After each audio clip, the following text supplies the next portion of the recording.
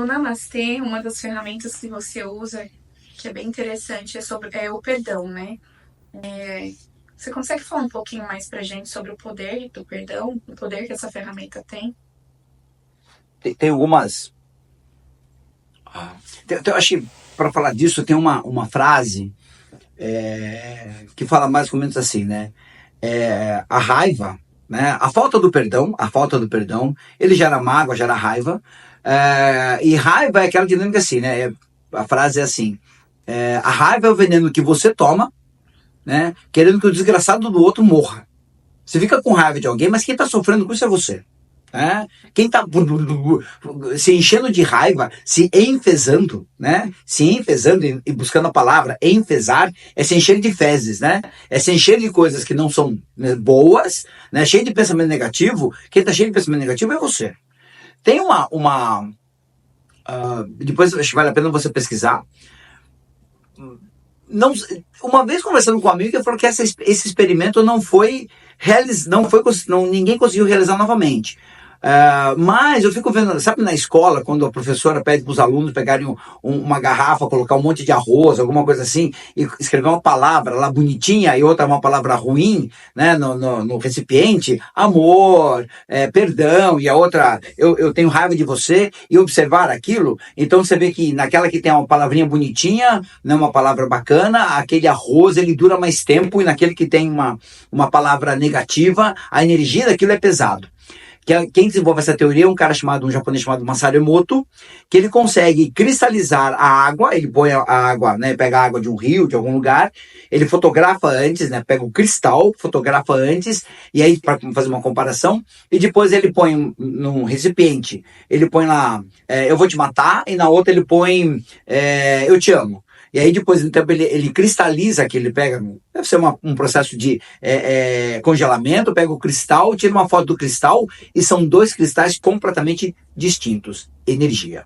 Né? Então, quando você está cheio de energia negativa, está cheio de pensamento negativo, e aí você vai ver também, conheço algumas pessoas que toda vez que eu vejo, assim, que eu encontro com elas, todas as vezes as pessoas estão reclamando. Ela reclama de um, ela reclama de outro, ela reclama de quem, reclama do marido, reclama da sogra, reclama. E você vai ver a vida dela, é pesada.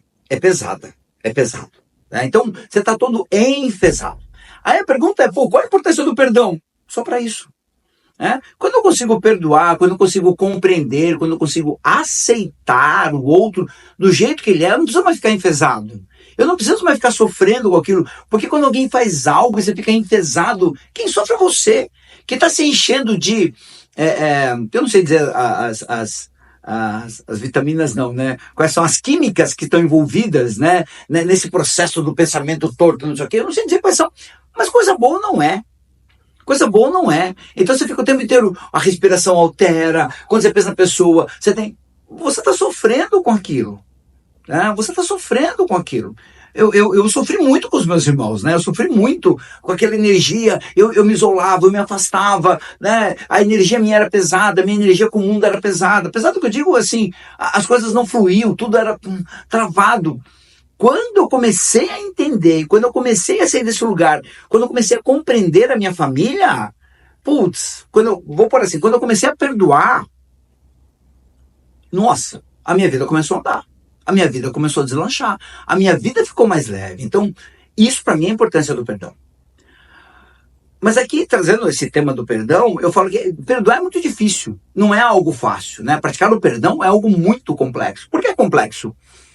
Porque, a gente acha que a pessoa não podia ter feito aquilo, né? O perdão tem uma outra característica que eu vejo muito assim. Quando você não perdoa alguém, é dado a você um poder, né?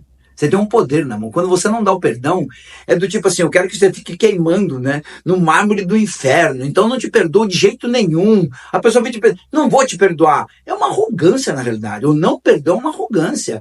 Porque eu quero ficar na dor, eu quero ficar na posição, eu quero inconscientemente, né? É um ateróide, porque quando eu não te perdoo, no fundo eu causo dor em você.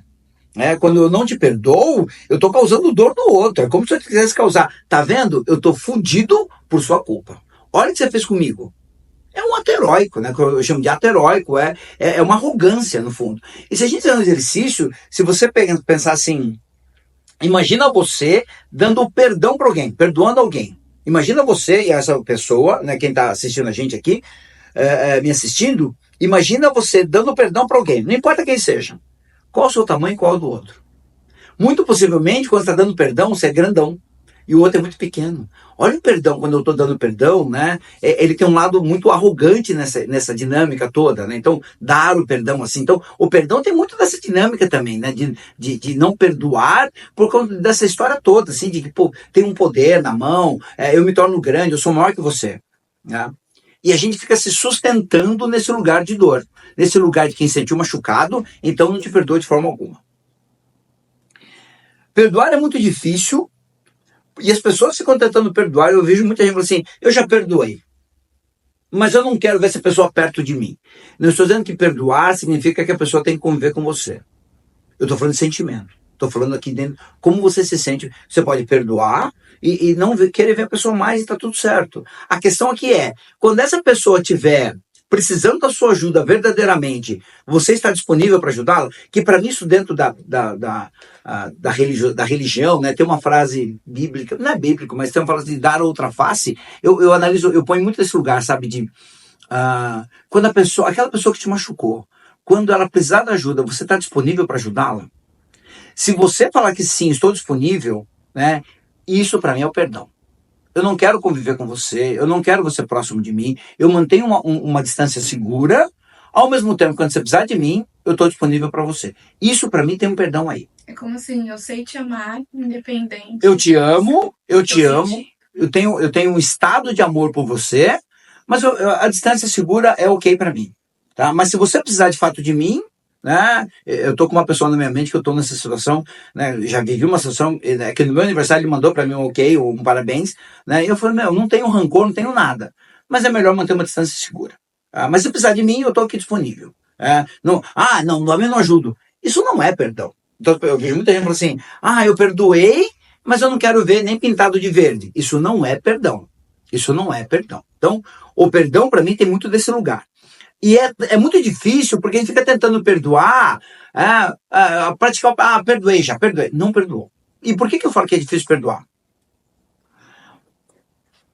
Bom, desculpa, não porque é difícil perdoar. Para mim, o perdão, ele tem um processo. Ele tem um processo. Eu não consigo perdoar aquilo que eu não consigo aceitar. Eu não aceito o que você fez para mim. Eu não aceito aquilo que você fez. Eu não aceito.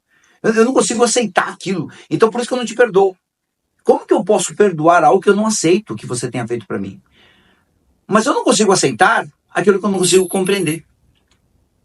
Eu não consigo aceitar aquilo que eu não consigo compreender. Então, o passo do perdão, o caminho do perdão para mim, ele começa onde? Em compreender. Em compreender. Compreender o quê? Quais são os seus motivos? Qual é o seu contexto?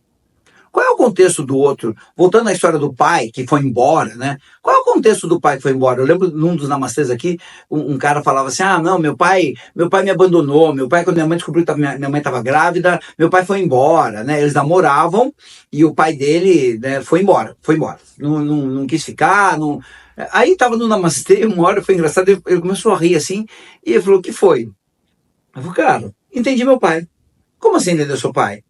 Não, bicho, meu pai sempre falou que não queria ter filhos. Quando minha mãe engravidou, e eu não sei em qual contexto foi que minha mãe engravidou, meu pai falou que não dá conta disso. Que no combinado entre eles não podia ter filhos. E o que ele fez? Ele foi embora. Ele falou assim, sabe o que é mais louco? Eu faria igual. Porque no combinado, eu falei, então como é que eu tô puto com meu pai? Aí ele entendeu o pai dele. Ele consegue entender. Não estou falando que o pai está certo, mas é só um contexto. Perante o contexto, o pai dele não dá conta. E ele vai embora. E por que o pai dele também não queria ter filhos? Eu acho que o fato de entender que o pai dele também foi vítima de outras vítimas. Tem outras histórias, mas é o que eu falo muito, trazer só a história de pai, a gente acha que os pais têm que ser aqueles heróis perfeitos, aquelas pessoas incríveis. A gente só esquece que os nossos pais tiveram pais, que foram crianças, né, que sofreram suas dores, e talvez com menos compreensão do que a gente vive hoje a gente conversa mais. Lá atrás, Né? É eu querendo cobrar do meu pai que ele deveria me dar amor e carinho. Meu pai é um japonês que nunca teve isso do pai dele. Como meu pai ia dar amor e carinho? Não é da dinâmica minha, da minha família, não é essa dinâmica de a gente ser afetivo. O amor nosso é de outro lugar, mas não do afeto. Quando eu cobro do meu pai um afeto, né, meu pai não sabe dar. Então, quando eu começo a entender esse contexto, quando eu compreendo, então eu aceito. Nossa, eu compreendi. Então eu aceito esse comportamento dele baseado na minha compreensão. E se eu aceito esse comportamento, o perdão fica mais fácil. O problema é que eu estou tentando perdoar sem compreender e sem aceitar. Então, para mim, o processo aqui é: primeiro eu compreendo. E não importa o que seja, para tudo tem um caminho. Compreendi, aceito. E quando eu aceito, o perdão fica mais simples.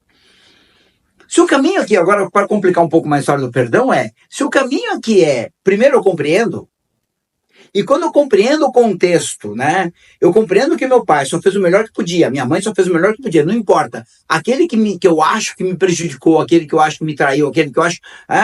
no fundo, será que é correto eu falar eu te perdoo? Ou talvez o mais correto seja dizer assim: me perdoe por não ter te compreendido.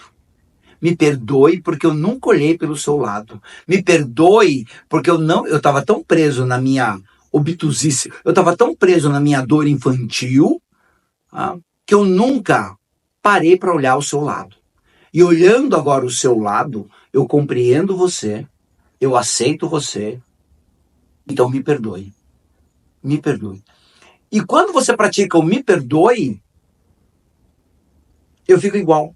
Não fico nem acima nem abaixo. Eu fico igual. Imagina você pedindo perdão para alguém. Você não está muito alto, você não está abaixo. Você está igual. Porque antes você teve compreensão. Você teve uma aceitação. Então, o me perdoe faz sentido. O me perdoe faz sentido. O problema é que a gente só está tentando praticar o perdão, muitas vezes da boca para fora. Da boca para fora. Agora, se perguntar qual a importância do perdão, ou desse processo todo de compreensão, isso é o que traz paz. Quem não consegue perdoar, de novo, posso falar por mim, toda a minha história. Enquanto eu tinha raiva, rancor, mágoa da minha família, o louco é que eu praticava isso, né? Quando eu digo praticava, eu mantinha esse status, eu mantinha esse lugar. De vítima, de estar afastado, de estar sempre longe da minha família, de estar sempre ausente, de estar sempre fugindo deles. Que é uma parada difícil pra caramba. É ruim. Mas o meu ego, não, é isso. Nem que vai ser todo esse diálogo do meu ego, mas eu não me posicionava. E era ruim pra caramba. Quando eu vou entendendo a minha família, quando eu vou compreendendo, quando eu vou perdoando, quando eu vou me perdoando nessa história toda, putz, a jornada fica muito, muito mais leve, muito mais tranquila.